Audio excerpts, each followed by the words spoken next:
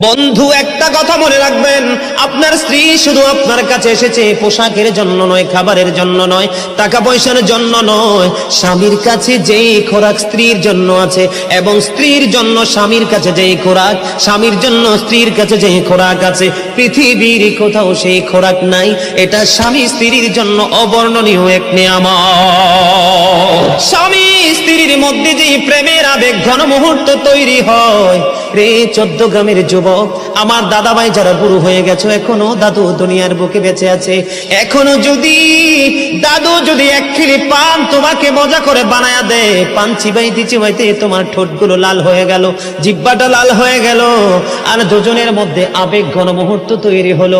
আমার নবী বলেছে, স্বামী স্ত্রী রোমান্টিক সময়টাতে যদি 1 ঘন্টা যদি কাটাইতে পারে রে, তাহলে 1 বছরের নফল ইবাদতের সওয়াব দিয়ে দিবে।